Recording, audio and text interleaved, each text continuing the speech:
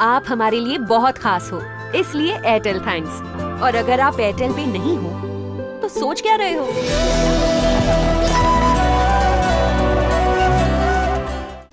आचारसंहिता लागू असताना जयसिंगपूर येथे धारदार शस्त्र घेऊन बसलेल्या दोघांना पोलिसांनी अटक केली आहे। सध्या राज्यामध्ये लोकसभा निवडणुकीच्या अनुषंगाने आचारसंहिता व माननीय जिल्हा दंडाधिकारी यांनी जमावबंदी आदेश लागू असल्यानं पोलीस वाहनाने पोलीस ठाणे हद्दीतील पेट्रोलिंग करीत असताना गोपनीय बातमीदारांकडून बातमी मिळाली। टाकवडे गावामध्ये लोकांच्या मनामध्ये दहशत पसरवण्याच्या उद्देशाने कोडी रस्ता येथील महादेव पाटील यांच्या शेतातील पोल्ट्री फार्मच्या पाठीमागील बाजूस भिंतीच्या आडोशाला 2 इसम धारदार घातक हत्यारे घेऊन बसलेले असल्याची खात्रीशीर बातमी मिळाली होती। त्या अनुषंगाने टाकवडे गावी जात असताना तेथून 2 इसम आम्हास पाहून पळून जाऊ लागले।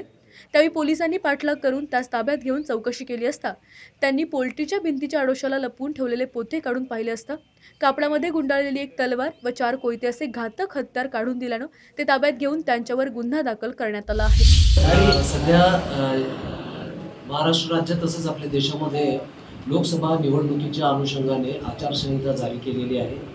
त्याचप्रमाणे माननीय कलेक्टर साहेबांचे सुद्धा आदेश आहेत।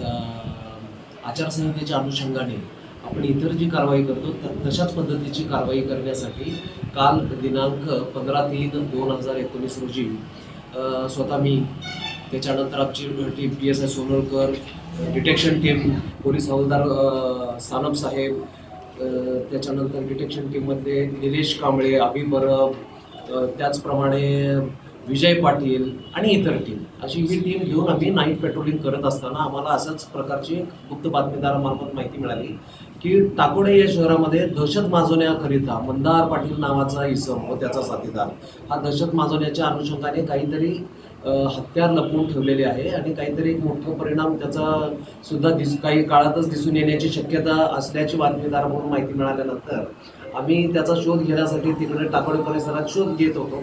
त्याच्यामध्ये पोल्ट्री फार्मच्या भिंतीच्या आडोशालगत काही त्यांनी हत्यार लपवल्याची अशी खास बातमीदारामार्फत माहिती मिळाली होती। त्या अनुषंगाने त्यांचा शोध घेतला असता त्यांना शोध घेऊन त्यांना पकडले, त्यांना अटकले, त्यांच्याकडे सदरबाबत चौकशी केली। चौकशी केल्यानंतर त्यांच्याकडून कळालं की त्यांनी ते सदरचे हत्यार हे पोल्ट्री फार्मच्या बाजूला लपवून ठेवलेले एका पोत्यामध्ये लपवून ठेवले होते।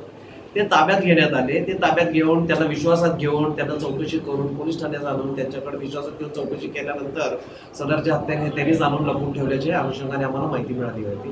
त्यामुळे ती ताब्यात घेतले। त्याच्या अनुषंगाने गुन्हा नंबर 147, त्याच्यानंतर 325 भारतीय हत्यार कायदा कलम कंसात 134 माधवीप्रमाणे दोघांवर गुन्हा नोंद करण्यात आलेला आहे। त्याचा अधिक तपास करेल। आंतरराष्ट्रीय ख्यातीचे डॉक्टर BS भोसले यांचं आशा होमिओपॅथिक क्लिनिक, आजाराच्या मुळाशी पोहोचणारी आधुनिक उपचार पद्धत। निराश होताय कशासाठी?